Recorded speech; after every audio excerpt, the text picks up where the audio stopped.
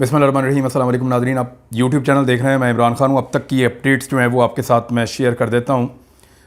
सबसे पहले मैं आपको बताता हूँ कि एक्चुअली कौन सी चीज़ें हैं जो आपको इस वीलॉग में मुझे बतानी है। नंबर एक तो ISPR की एक प्रेस रिलीज़ आई है, वो आपको मैं बताता हूँ क्या है। वज़ीर आज़म ने ख़िताब किया है, इम्पोर्टेड वज़ीर आज़म ने कौम से, और शहबाज शरीफ ने क्या कहा वो आपको बताता हूँ। इमरान खान साहब ने अपने वकील के ज़रिए जो तफसीली पैगाम बाहर भिजवाया है वो भी आपको बताता हूँ। पाकिस्तान तहरीक-ए-इंसाफ ने बताया कि अब तक उसके कितने कारकुन गिरफ़्तार हुए, ज़ख्मी हुए और कितने लोग जो हैं वो जाँ बहक हुए हैं, वो उन्होंने भी एक दावा किया है, वो भी आपको बताता हूँ। और कुछ और चीज़ें हैं वो आपके साथ में शेयर कर देता हूँ। फ़ौज को तैनात कर दिया गया है दोनों सूबों के अंदर, खैबर पख्तूनख्वा में और पंजाब में। और अब पाक फ़ौज के जो दस्ते हैं वो सड़कों के ऊपर नज़र आ रहे हैं, जबकि इस्लामाबाद के अंदर भी फ़ौज को तैनात कर दिया गया है।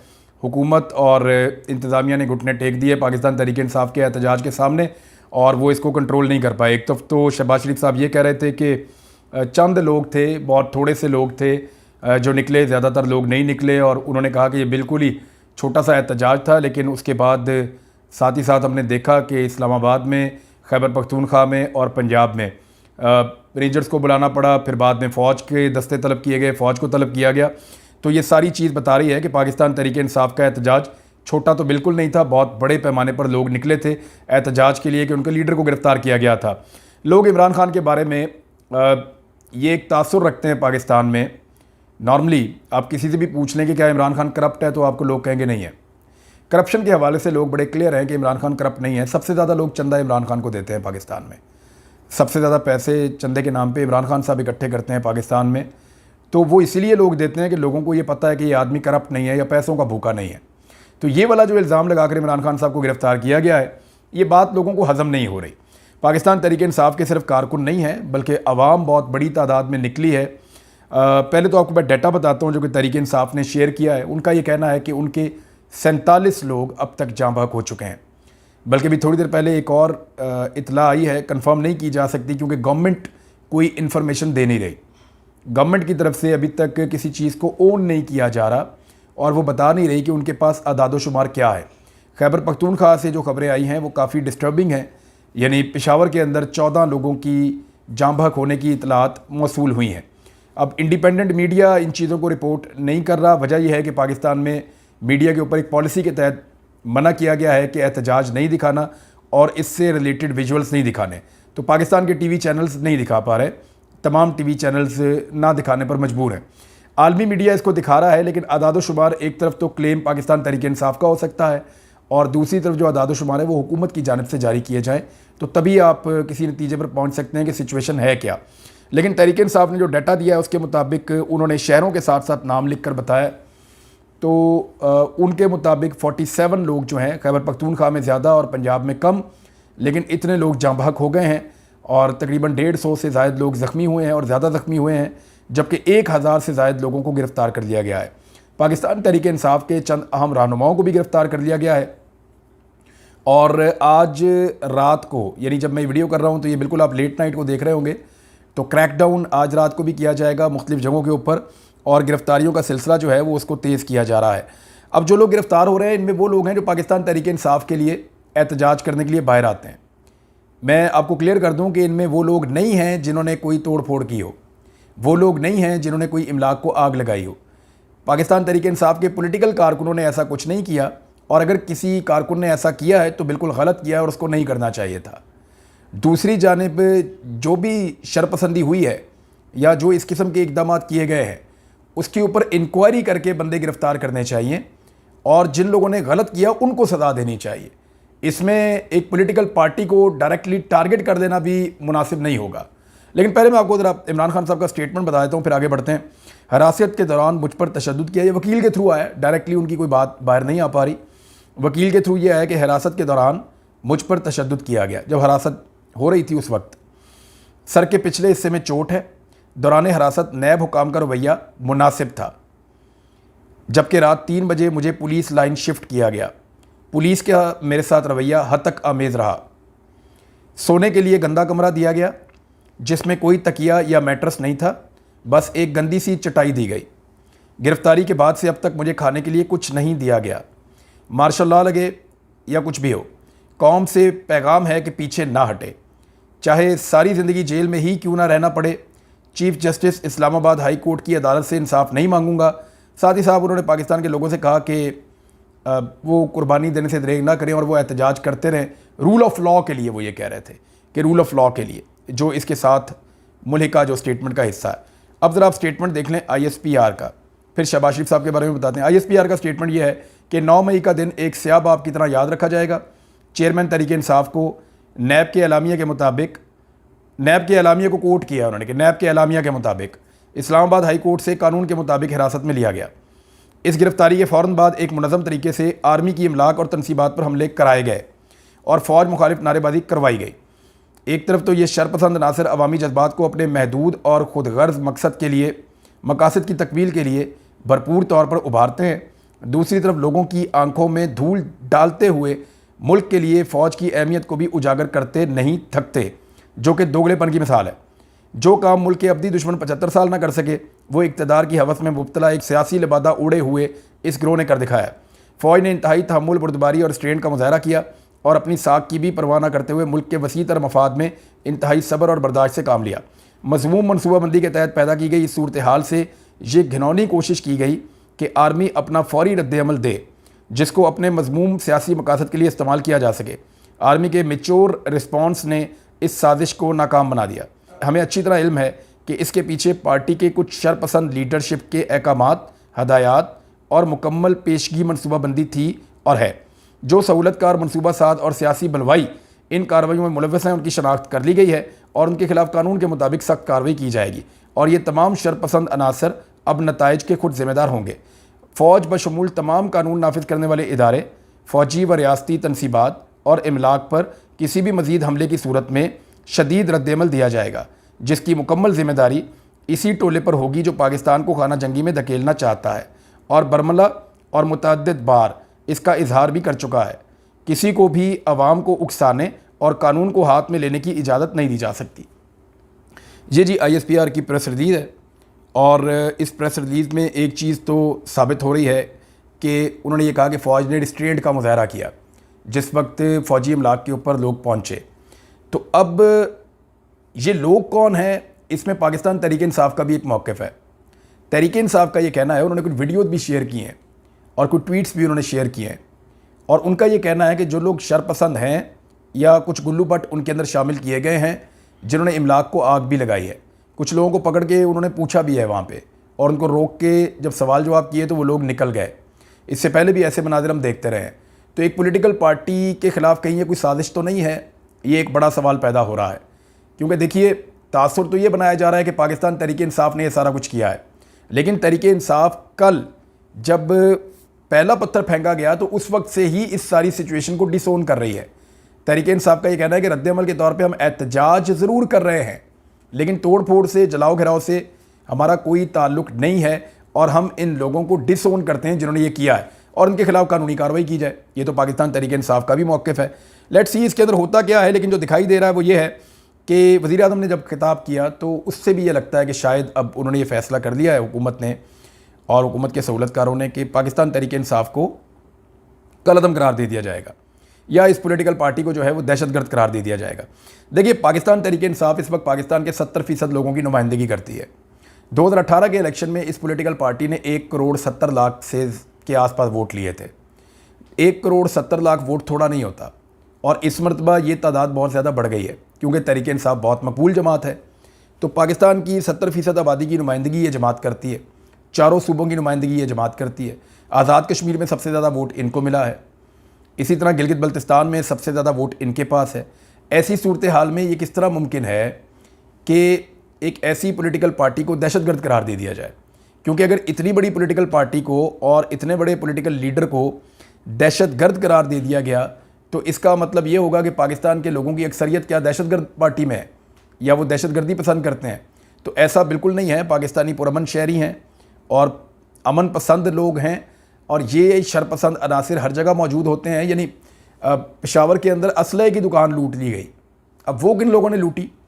सूरत हाल से फ़ायदा उठाने वाले। जब सीधी गोलियां चल रही हैं, हर तरफ लड़ाई हो रही है, हर तरफ लॉकडाउन की सिचुएशन है, तो शरपसंद अनासर, जराइम पेशा लोग, इस तरह के लोग फ़ायदा उठाते हैं और ऐसी एक्टिविटीज़ करते हैं। चोरी भी करते हैं, दो नंबरी भी करते हैं, फ्रॉड भी करते हैं। यूरोप के ममालिक में ऐसा होता है, लोग एटीएम मशीनें उखाड़ के ले जाते हैं, लोग स्टोर्स के ऊपर हमला करते हैं, जिसके हाथ में जो चीज़ आती है वो उठाकर ले जाता है। यूरोप और अमेरिका के एहतजाजों में हमने इस तरह के मनाजिर देखे हैं। जॉर्ज फ्लॉयड के मामले के ऊपर जो एहतजाज हो रहे थे, उन दिनों में हमने इस किस्म के मनाजिर जो है वो देखे थे। तो मैं क्लियरली आपको ये बता देता हूँ कि इसके ऊपर एक डीप इन्वेस्टिगेशन होनी चाहिए और बेशक इसके ऊपर एक जुडिशल कमीशन बनाया जाए जो आइडेंटिफाई करे लोगों को और उसके बाद उन लोगों को सज़ा दी जाए। और अगर तो ये एक मनसूबाबंदी के साथ हुआ है तो ये भी काबिल मज़म्मत है, और फिर मनसूबाबंदी करने वाले जो लोग हैं उनको फिर साबित किया जाए कि इन्होंने मनसूबा बनाया, फिर उनके खिलाफ कानूनी कार्रवाई की जाए। लेकिन मेरे ख्याल में ये कुछ रद्दमल हो सकता है और कुछ वाक़यात बड़े अजीब तरीके से हुए। रमना थाने के अंदर शाम को रिपोर्ट किया गया, इस्लामाबाद के सहाफ़ियों से मेरी बात हुई, वो कह रहे जी रमना थाने के आसपास कोई था ही नहीं मुजाहरा करने वाला, अचानक थाने में आग लग जाती है, पता ही नहीं चलता क्या हुआ। कल अस्करी टावर के आसपास कोई एहतजाज नहीं हो रहा था, अचानक उसको आग लग जाती है, पता ही नहीं क्या हुआ।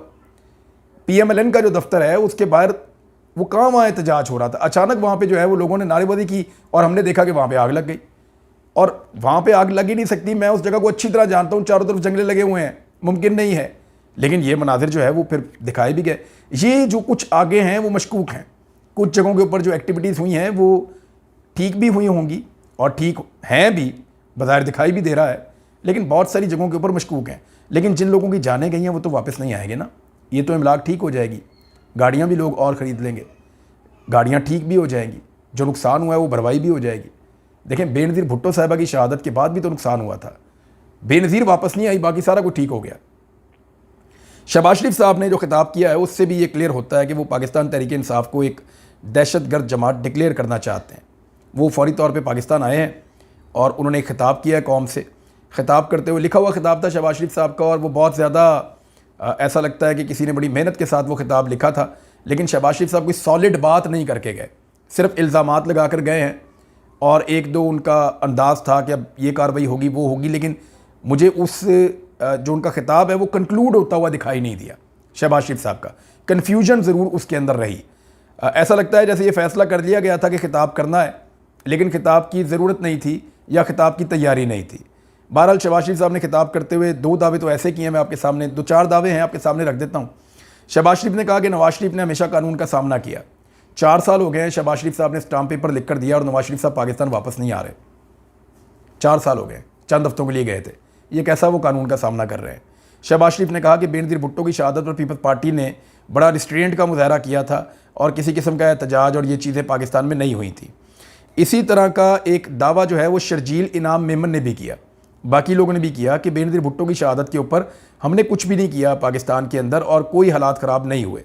तो मैं ज़रा आपको बता देता हूँ कि बेनज़ीर भुट्टो की शहादत के बाद लोगों को ना गिरफ़्तार किया जा रहा था, ना उनको मारा जा रहा था, ना उनके ऊपर अटैक किया जा रहा था, रियासत लोगों के ऊपर हमला नहीं कर रही थी।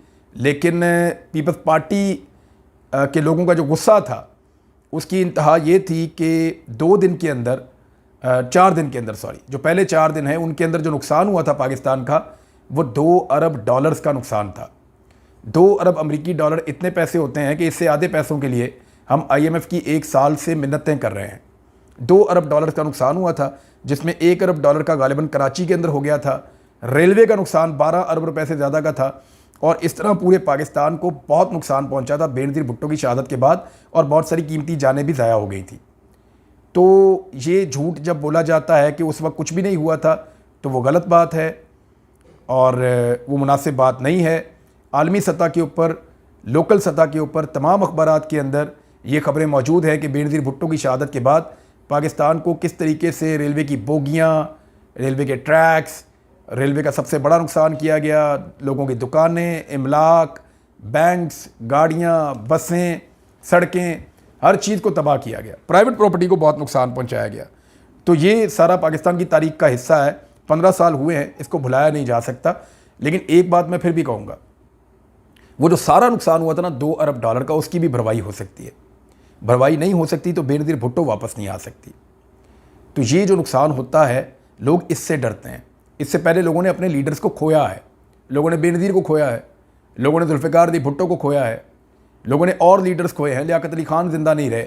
तो लोगों को लगता है कि इमरान खान भी उनके हाथों से छिन जाएगा, और इमरान खान पाकिस्तान के आम आदमी की वाहिद उम्मीद इस वक्त बना हुआ है। लेकिन फ़िलहाल तो पाकिस्तान की इस्टेब्लिशमेंट ने और पाकिस्तान की हुकूमत ने ये फ़ैसला कर रखा है कि इमरान खान के लिए ज़मीन तंग करनी है और उसे इमरान खान को दोबारा आने से हर हाल में रोकना है। अब देखना यह है कि सुप्रीम कोर्ट ऑफ पाकिस्तान क्या फ़ैसला करती है। देखें, एक खबर तो ये भी थी ना, हमने ही चलाई थी एक दिन, कि मरीम नवाज़ को गिरफ्तार करने से पहले या वारंट गिरफ्तारी निकालने से 10 दिन पहले नैब मरीम नवाज़ को आगाह करे। ये भी हमने चलाई थी, अदालत से आई थी खबर। अदालत ने हुक्म दिया था कि नैब ने अगर वारंट गिरफ्तारी मरीम नवाज़ के निकालने भी हैं तो 10 दिन पहले आगाह किया जाए। वो भी दौर था। अब इमरान खान साहब के छुट्टी वाले दिन अचानक वारंट निकलते हैं और वो भी गैर कानूनी निकलते हैं। पुराने कानून के मुताबिक अपने लिए इन तमाम लोगों ने कवानीन को बदल दिया है। जितने लोग पीडीएम के अंदर हैं, 1100 अरब रुपए की करप्शन के केसेस खत्म हो गए क्योंकि इन्होंने अपने ऊपर लागू होने वाले कानून को बदल दिया है। लेकिन इमरान खान साहब को पकड़ने के लिए पुराना कानून इस्तेमाल किया है। नए कानून के मुताबिक मुख्तलिफ वकला ये कह रहे हैं कि ये कार्रवाई हो ही नहीं सकती थी, लेकिन हुई है। हम देख रहे हैं मरीम नवाज़ वाले केस के अंदर, हमें याद है अच्छी तरह। अब फ़ौज को तैनात कर दिया गया है, उसके बाद लॉ एंड ऑर्डर को तो मेंटेन किया जा सकता है, लेकिन लोगों का एहतजाज जारी है इमरान खान की रिहाई के लिए, और लोग इमरान खान की रिहाई के लिए एहतजाज करते रहेंगे। लोगों को अगर ज़बरदस्ती घरों में बंद भी कर दिया गया, लॉकडाउन लगा के, कर्फ्यू लगा के, तो लोगों का गुस्सा क्या कम हो जाएगा या लोगों के जज्बात बदल जाएंगे? ऐसा नहीं होगा। ये लोग जब भी वोट देने के लिए आएंगे तो लोग एस्टेब्लिशमेंट के खिलाफ वोट देंगे, लोग पीडीएम के खिलाफ वोट देंगे, और हम ये देखेंगे, हम ये विटनेस करेंगे, और सारा पाकिस्तान इस बात को जानता है। अब सुप्रीम कोर्ट ऑफ पाकिस्तान के कोर्ट के अंदर बॉल है कि उनके पास एक केस है। उन्होंने एक फ़ैसला दिया हुआ है कि पंजाब के अंदर 14 मई को इलेक्शन करवाया जाए। 14 मई सर के ऊपर है, 14 मई आ रही है। देखते हैं कि पंजाब में 14 मई को इलेक्शन होता है या नहीं होता। अगर 14 मई को इलेक्शन नहीं होता तो सुप्रीम कोर्ट ऑफ पाकिस्तान फिर क्या करती है? क्या सुप्रीम कोर्ट अपने फ़ैसले को बदल लेती है, या सुप्रीम कोर्ट अपने फ़ैसले पर अमल ना करने की पादाश में जिन लोगों ने सुप्रीम कोर्ट की तौहीन की है उनके खिलाफ सज़ाएँ अनाउंस करती है? ये अब सबसे इम्पॉर्टेंट चीज़ जो है वो सुप्रीम कोर्ट ऑफ पाकिस्तान को करनी है। इमरान खान साहब की गिरफ्तारी के वाला केस जो है वो भी सुप्रीम कोर्ट ऑफ पाकिस्तान में है, वहाँ भी फैसला सुप्रीम कोर्ट ऑफ पाकिस्तान को करना है। तो अभी सब कुछ पता चल जाएगा। हालात ये पैदा हो गए हैं कि लाहौर पुलिस ने एक और शाहकार किस्म की FIR काटी है। FIR के मुताबिक मियाँ असलम इकबाल ने अपनी बंदूक से या अपनी गन से फायरिंग करते हुए, यानी दस्ती आतशी असला कहते हैं, पिस्टल वगैरह, यानी मियाँ असलम इकबाल ने अपने पिस्टल से फायरिंग करके तहरीक इंसाफ के कारकुन अब्दुल्ला को मार दिया, और दूसरी तरफ मियाँ महमूद रशीद ने अपने पिस्तौल से फायर करके एक और कारकुन तहरीक इंसाफ के हैं अब्दुल कदीर, उनको हलाक कर दिया। ये मुकदमा थाना सरवर रोड में दर्ज कर दिया गया है। यानी जब इस तरह का मजाक किया जाएगा, इस किस्म की FIR दर्ज की जाएंगी, तो उसके नतीजे में जो सारी की सारी इन्वेस्टिगेशन है वो मशकूक हो जाएगी।